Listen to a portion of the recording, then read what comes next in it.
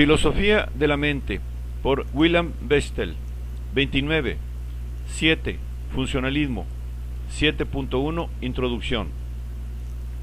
El funcionalismo representa un intento filosófico de explicar una parte crítica del programa de investigación de la ciencia cognitiva, el modo en que se reconocen y clasifican los eventos mentales. El funcionalismo mantiene que los eventos mentales se clasifican en términos de sus papeles causales. Así pues, un evento mental se describiría en términos de su papel en el sistema mental, lo mismo que una palanca se caracteriza en términos de su papel causal consistente en controlar la apertura y el cierre de las válvulas del motor de un coche.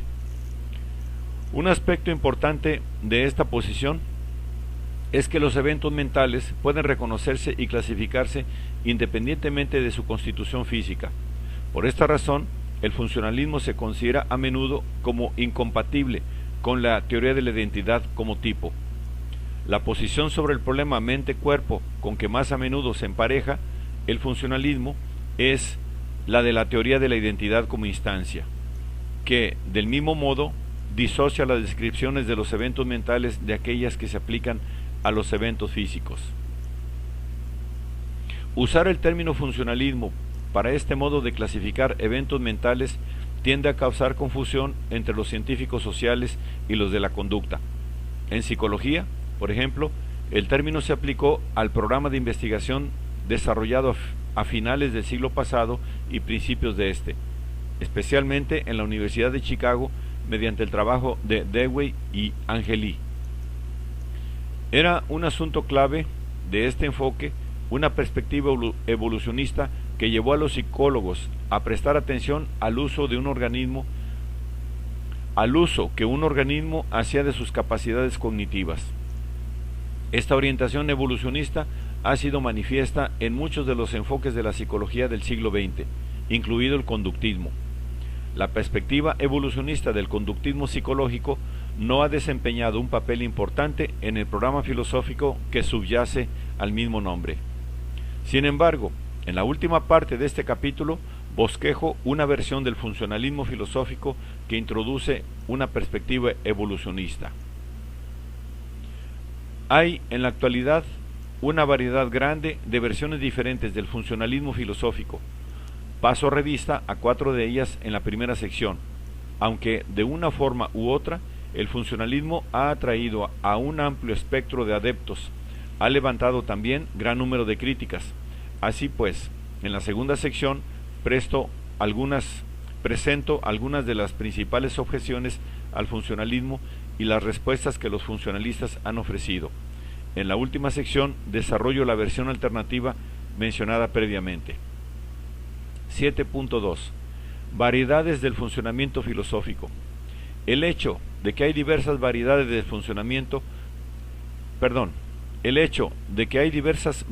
del funcionalismo no es algo que se reconoce siempre, y la gente tiende a confundir las diferentes versiones. Esta situación puede ser particularmente confusa, puesto que los proponentes de una versión critican a menudo otras versiones, y algunas veces presentan sus críticas como críticas al funcionalismo de manera general. Aunque todas las versiones del funcionalismo están de acuerdo en que los estados mentales han de identificarse primariamente en términos de sus interacciones mutuas, difieren principalmente sobre cómo han de especificarse esas interacciones. Comienzo con un punto de vista que identifica esas interacciones en términos de nuestro discurso mental ordinario y a continuación paso a puntos de vista que extraen su inspiración de las preocupaciones de la investigación contemporánea en ciencia cognitiva. 7.2.1. Funcionalismo de la psicología popular. El funcionalismo de la psicología popular interpreta el armazón conceptual que se supone en el discurso de actitudes preposicionales, ver capítulo 3, como algo que incorpora una teoría sobre los factores causales que gobiernan la conducta humana. Esta teoría se denomina teoría popular, puesto que se supone que refleja el conocimiento común, no el conocimiento científico. David Lewis sugirió que los términos mentales como desear y creer se definen en términos de esta teoría. Para mostrar que hay realmente una teoría que subyace a las actitudes preposicionales, es necesario codificarla. Lewis propuso que esto podría hacerse articulando cierto número de perogrulladas de la psicología popular capturadas en el discurso de las actitudes proposicionales. Piénsese en la psicología del sentido común como una teoría científica introductora de términos, aunque inventada mucho antes de que hubiese una institución tal como la ciencia profesional. Colecciónense todas las perogrulladas en que uno pueda pensar respecto de las relaciones causales de los estados mentales, estímulos sensoriales y respuestas motrices. Quizás podamos pensar en ellas como algo que tiene la forma. Cuando alguien está en tal y tal combinación de estados mentales y recibe estimulación sensorial de tal y tal clase, él tiende con tal y tal probabilidad a ser causado mediante ello, a pasar a tales y tales estados mentales y a producir tales y tales procesos motrices. Lewis contempló esta teoría como algo que determina el significado de nuestros términos mentales de la misma manera que otras teorías en otras disciplinas determinan los significados de sus términos componentes. Por ejemplo, en la mecánica newtoniana, los significados de término como masa y fuerza se especifican en términos de leyes, como fuerza es igual a masa por aceleración. Un problema del enfoque de Lewis es que, si su teoría fuese errónea, todo nuestro discurso sobre los eventos mentales se convertiría en vacío y sin referencia. Ver Wilkes, 1981, que ha desarrollado esta y otras críticas. Armstrong desarrolló una variante de este enfoque que evita apelar a cualquier teoría implícita. En lugar de ello, apela a un análisis de nuestro vocabulario mentalista ordinario para definir los términos mentales. Él mantiene que los significados de los diversos términos mentales afirman ciertas relaciones causales del mismo modo que términos como elástico o frágil especifican contingencias físicas causales. Parte de lo que queremos decir cuando adscribimos a una persona la creencia general de que, por ejemplo, todos los F son G, es la expectativa de que si la persona aprende que A es F, esto generaría causalmente la creencia de que A es G. Estas relaciones causales definen lo que es para Armstrong tener un estado mental. Una de las principales metas de esta forma de funcionalismo es mostrar cómo entendemos el significado de los términos mentales ordinarios sin apelar al conductismo filosófico y sin conocer la naturaleza de los estados cerebrales subyacentes. Estos términos especifican un nexo de agentes causales que invocamos para explicar la conducta de agentes cognitivos. El funcionalismo de la psicología popular parece realizar esta tarea con éxito. La cuestión más profunda es, sin embargo, si esos análisis tendrán alguna utilidad al desarrollar explicaciones científicas de cómo operan los sistemas cognitivos. Algunos filósofos, como Fodor, consideran la psicología popular como un punto de partida para desarrollar tales teorías científicas. Pero, para desarrollar esos análisis como empeños científicos, es necesario ir más allá de los análisis del vocabulario psicológico ordinario. Necesitamos desarrollar nuevas perspectivas teóricas que puedan ser comprobadas empíricamente.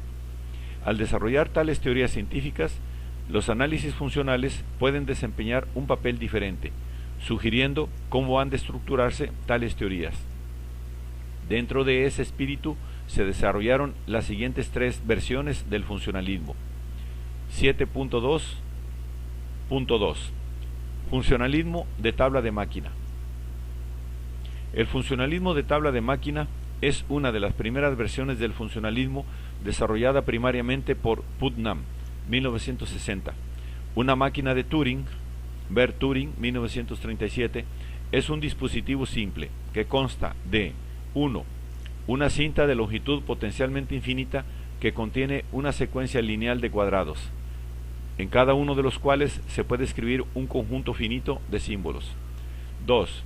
Una unidad de ejecución que puede estar en uno de un número finito de estados internos. Y 3. Un indicador que señala uno de los cuadrados de la cinta.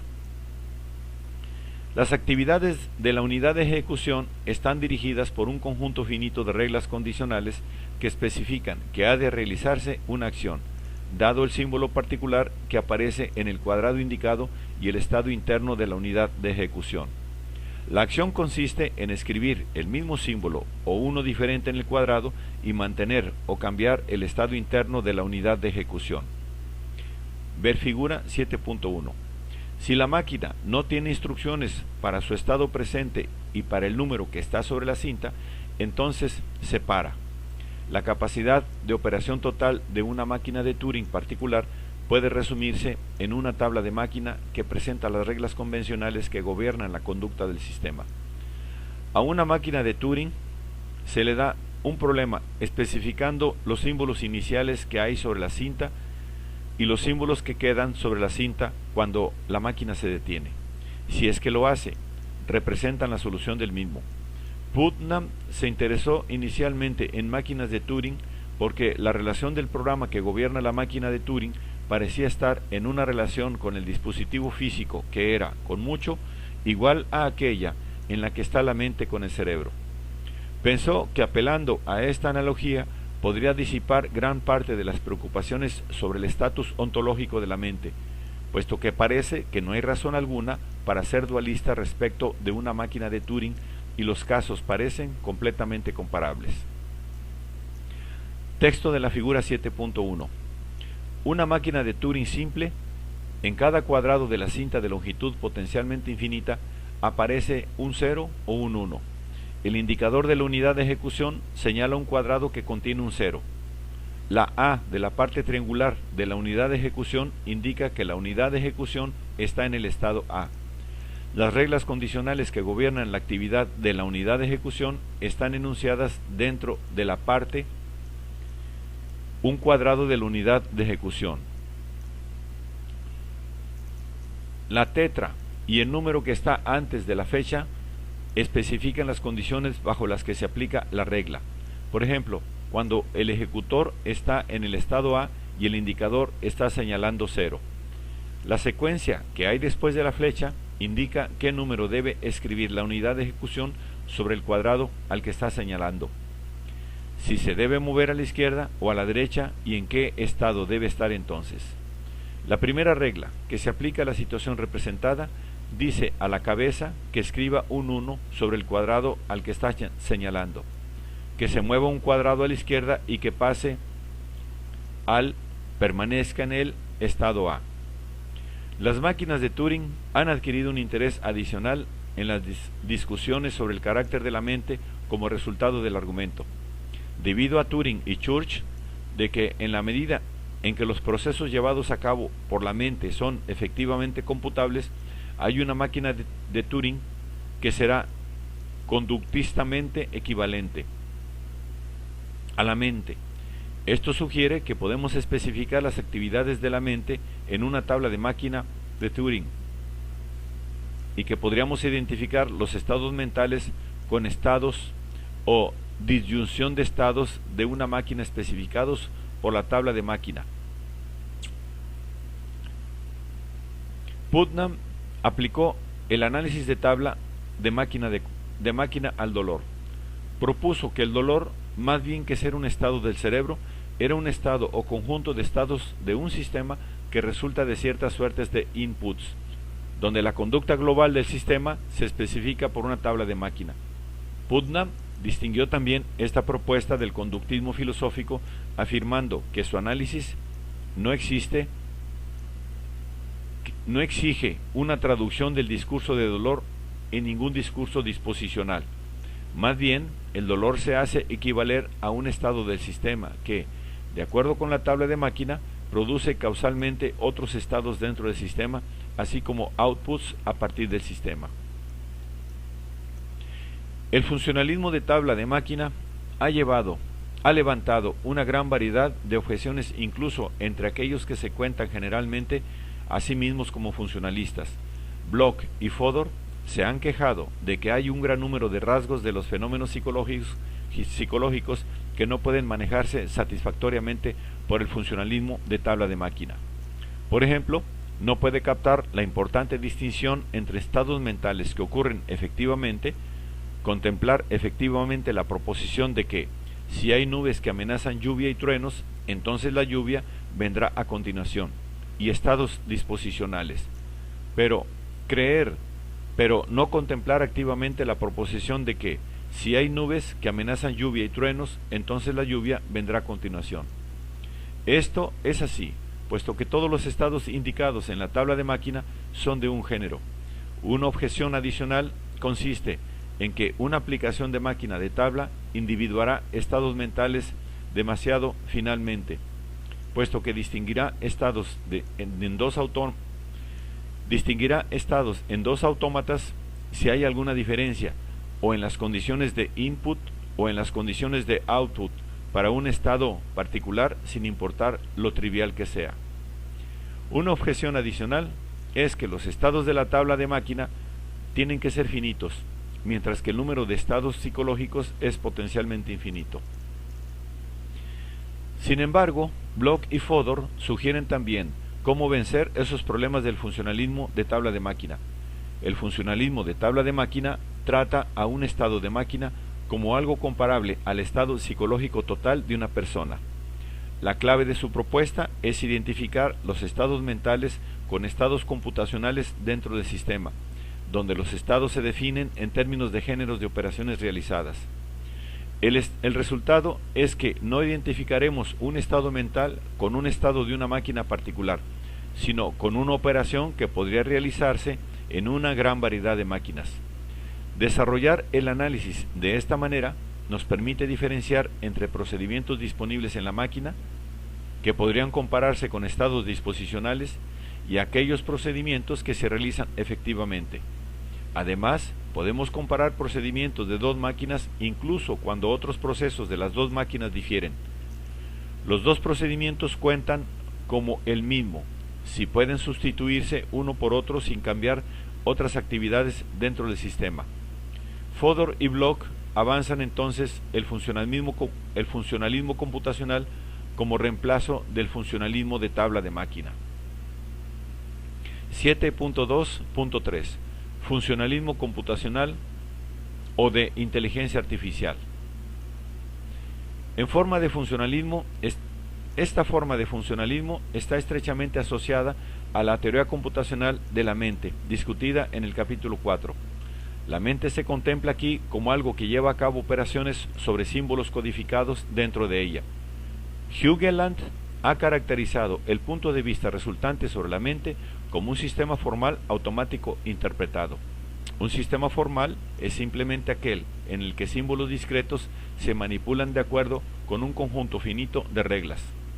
Estas reglas establecen diferencias entre símbolos en virtud de rasgos formales tales que una regla específica manipulará dos símbolos formalmente equivalentes de la misma manera.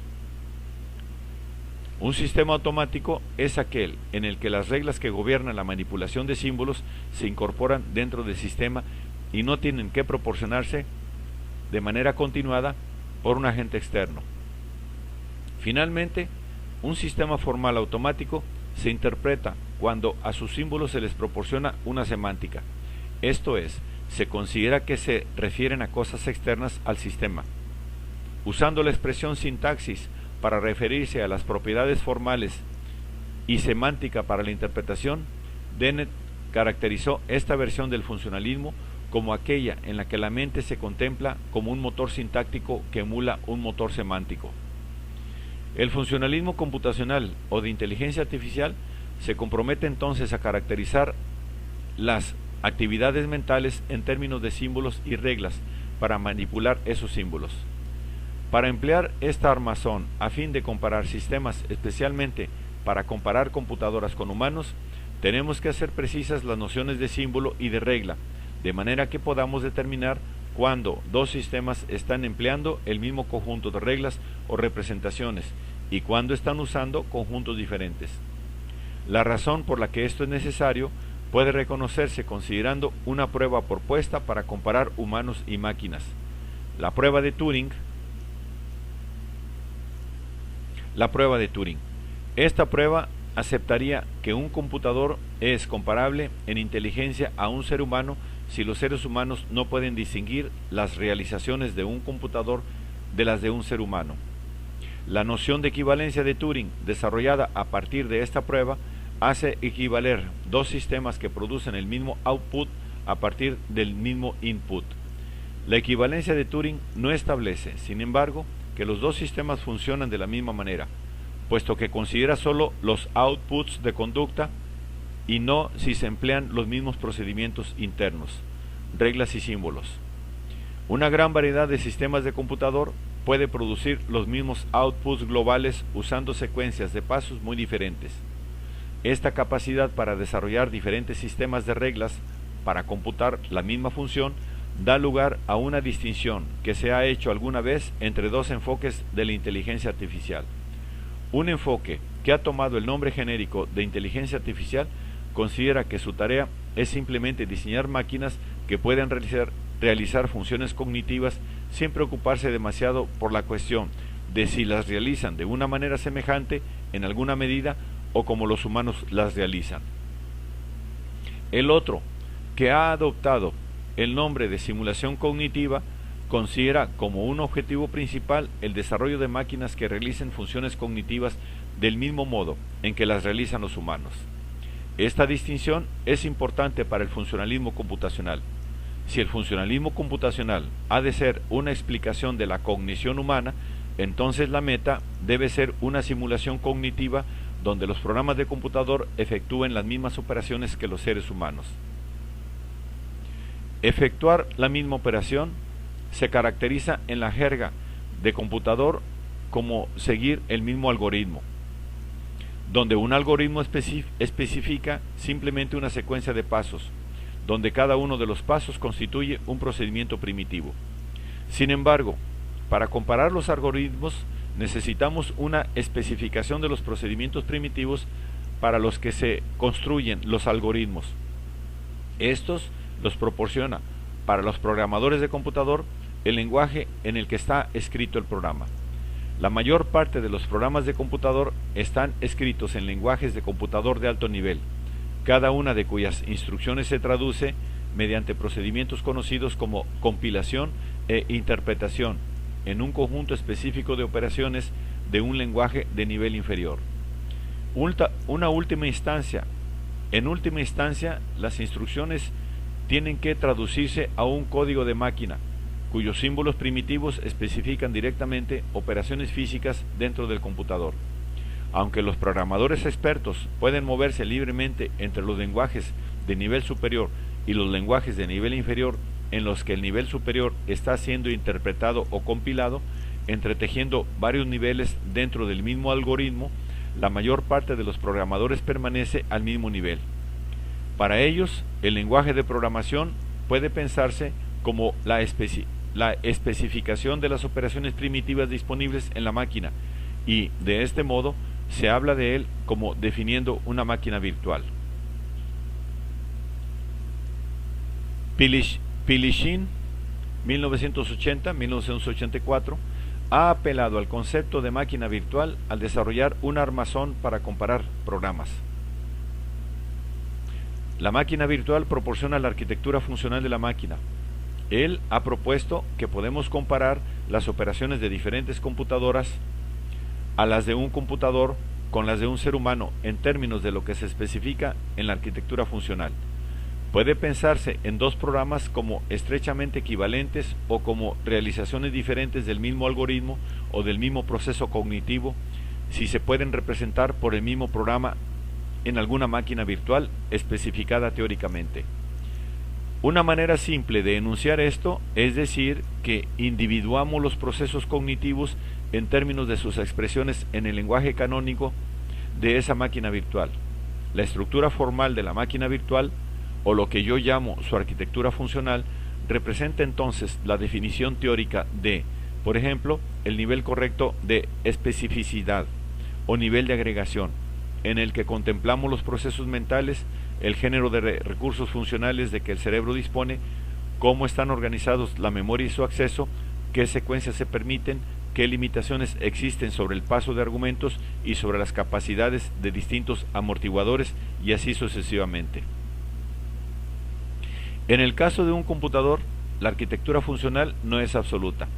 Podemos cambiar las capacidades primitivas de la máquina proporcionando un intérprete o un compilador para introducir un lenguaje de nivel superior o entrando directamente en un lenguaje de nivel inferior. Pero en el caso de los humanos, Pilishin ha argumentado que hay una arquitectura cognitiva básica que está disponible gracias a la constitución biológica del sistema nervioso. Para Pilishin, la tarea primaria de la ciencia cognitiva consiste en descubrir la estructura de esta arquitectura. Solamente cuando sepamos en qué consiste esta arquitectura, seremos capaces de especificar cuáles son las operaciones primitivas básicas y de este modo tendremos una base para comparar los procesos en el computador y en el ser humano. Pilishin ha propuesto dos métodos para descubrir la arquitectura funcional de la mente humana. Uno incluye desarrollar simulaciones en las que los expedientes utilizados para diferentes tareas exigen, en tanto que medios, por ejemplo, en tiempos de procesamiento, ser correlacionados con los que se encuentran cuando los seres humanos llevan a cabo las mismas tareas. Aunque los tiempos absolutos diferirán entre humanos y máquinas, si las cantidades de tiempo requeridas para diferentes tareas exhiben la misma ratio en el humano que en el computador, entonces parece razonable suponer que se basan en operaciones básicas comparables. Esto, sin embargo, no revela directamente el nivel de arquitectura funcional, puesto que es posible que las operaciones sean interpretadas o compiladas en otras más básicas. Nos dice solo que la comparación entre sistemas es apropiada en algún nivel. El otro enfoque de Pilishin consiste en identificar la arquitectura funcional con aquellas operaciones cuya realización no puede ser alterada por la información. Él habla de esas operaciones como cognitivamente impenetrables. La idea es que, si la información puede alterar la realización, entonces la operación no está fijada solo por la biología. La dificultad es encontrar operaciones fijadas de esta manera, especialmente si el sistema biológico es un sistema adaptativo que puede modificarse como respuesta al procesamiento cognitivo.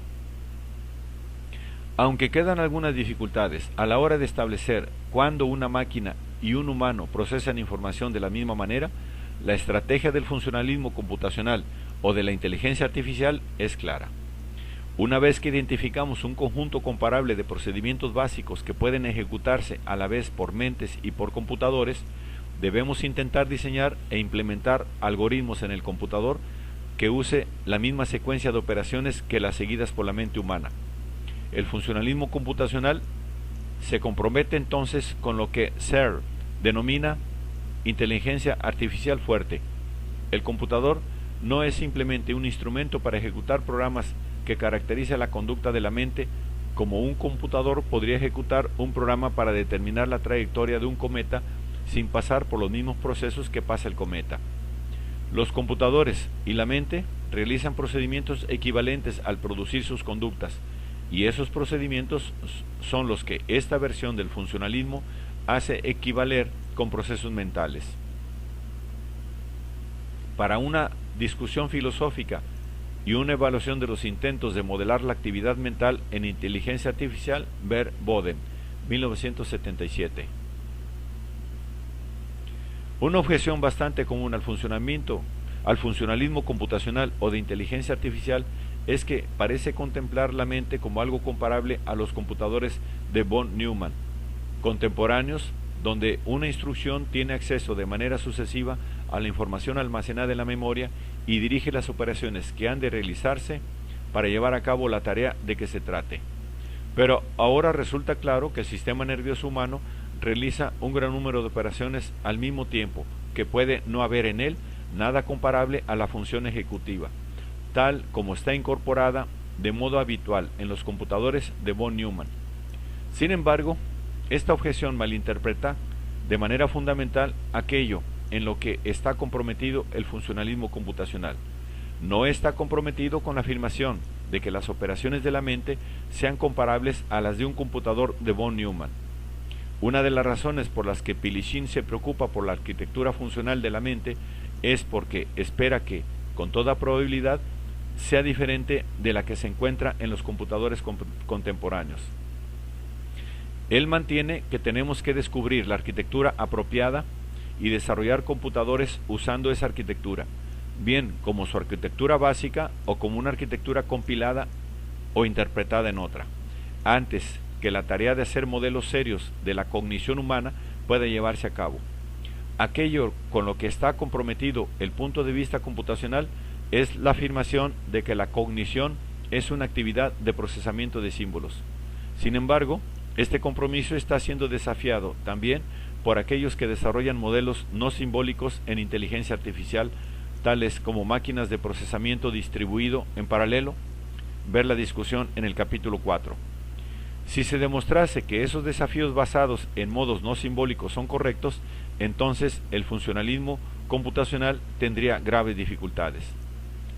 7.2.4 Funcionalismo homuncular. El funcionalismo homuncular toma su nombre del punto de vista, a menudo ridiculizado, de que las funciones cognitivas son realizadas por un hombrecillo, homúnculos, que tenemos dentro de la cabeza. El problema de este enfoque es que no explica de hecho nada sobre la cognición. Tenemos que explicar todavía cómo ese hombrecillo realiza sus actividades cognitivas y corremos el riesgo de un regreso al infinito en el que el hombrecillo necesita su propio homúnculos, y así sucesivamente. El funcionalismo homuncular apoya la postulación de homúnculos dentro de una persona, pero evita la objeción del regreso, postulando que gran número de ellos, cada uno de los cuales es más estúpido que el sistema global, pero realiza una tarea necesaria para todo el sistema. Dennett caracteriza a los funcionalistas homunculares como aquellos que obtienen y a continuación devuelven préstamos de inteligencia. El préstamo se obtiene cuando caracterizamos al sistema y a sus homúnculos como inteligentes. Devolvemos este préstamo tomando nuevos préstamos, postulando un equipo interno de homúnculos dentro de cada homúnculo. Esto constituye un cierto progreso, puesto que cada nivel de homúnculos requiere homúnculos de menor inteligencia. Repetimos el proceso hasta que alcanzamos homúnculos que requieren tan poca inteligencia que podemos reemplazarlos por máquinas, y así se paga todo el préstamo. Subyacente al funcionalismo homuncular está la concepción de la explicación científica de Cummins, que Cummins ha denominado explicación funcional. La meta de la explicación funcional es responder a la pregunta: ¿en virtud de qué S tiene P? Cummins ha sugerido que el modo apropiado de responder a tal cuestión es construir un análisis de S que explique la posesión por parte de S de P, apelando a las propiedades de los componentes de S y a su modo de organización. Los componentes pueden identificarse de dos maneras: o físicamente o en términos de sus capacidades para interactuar con otros componentes. Lo último constituye un análisis funcional que puede representarse por medio de una carta de flujo que muestra cómo la actividad global del sistema resulta a partir de la realización de operaciones dentro del sistema. Hasta aquí mi caracterización del funcionalismo homuncular ha intentado distinguirlo del funcionalismo computacional, pero la idea de una carta de flujo sugiere un modo de relacionar los dos puntos de vista. Las actividades asignadas a los recuadros en una carta de flujo son tareas para las que los programadores intentarían escribir subrutinas. Dennett mismo ha desarrollado esta comparación. El investigador de inteligencia artificial empieza con un problema caracterizado intencionalmente. Por ejemplo, ¿cómo puedo hacer que un computador entienda preguntas en castellano? Lo desmenuza en subproblemas que se caracterizan también intencionalmente. Por ejemplo, ¿cómo puedo hacer para que el computador reconozca preguntas, distinga sujetos de predicados, ignore configuraciones irrelevantes? Y a continuación vuelve a desmenuzarlos adicionalmente hasta que alcanza problemas o descripciones de tareas que son obviamente mecánicas. Aunque existe esta afinidad en el funcionalismo homuncular y el funcionalismo computacional, el punto focal es diferente. La meta de la mayor parte de los investigadores de inteligencia artificial es sintética: diseñar un programa para realizar la tarea global. La estructura jerárquica de un programa no es, en última instancia, crítica, y las operaciones de las subrutinas son de una pieza respecto de las operaciones del programa principal. Sin embargo, para el funcionalista homuncular, la estructura jerárquica resulta más importante. El funcionalista homuncular trata los recuadros de las cartas de flujo como algo que caracteriza unidades modulares efectivas que efectúan sus propias actividades. Lo mismo que al sistema global se le atribuyen creencias y deseos, los funcionalistas homunculares como Dennett también atribuyen creencias y deseos a los homúnculos que constituyen el sistema. Las creencias y deseos de un homúnculo serán diferentes de las que se atribuyen al sistema total. Serán creencias y deseos sobre las tareas a realizar por el homúnculo. Además de proponer un punto de vista jerárquico de la cognición, el funcionalismo homuncular no insiste en una única distinción entre función y estructura. Compara un sistema con un conjunto de cajas chinas, unas dentro de otras. A medida que abrimos cada una de ellas, entramos a un micronivel inferior. Este proceso continúa de la misma manera hasta que estamos abajo, en el nivel neurofisiológico. Lacan ha propuesto, de acuerdo con esto, que la teoría de la identidad se convierte en un caso especial de funcionalismo homuncular. Si aceptamos también mi afirmación de que las caracterizaciones homunculares y las caracterizaciones fisiológicas de los estados de personas reflejan meramente diferentes niveles de abstracción dentro de una jerarquía o continuo funcional circundante, entonces ya no podemos distinguir al funcionalista teórico, al funcionalista del teórico de la identidad o de ninguna manera absoluta. Neurona, por ejemplo, puede entenderse como un término fisiológico que denota un género de célula humana, o como un término teleofuncional que denota un relé de carga eléctrica. En cualquiera de las dos interpretaciones está por algo instanciable, si se quiere, por el papel desempeñado por un grupo de objetos más fundamentales. Así pues, incluso el teórico de la identidad es funcionalista, alguien que coloca a las entidades mentales en un nivel muy bajo de abstracción.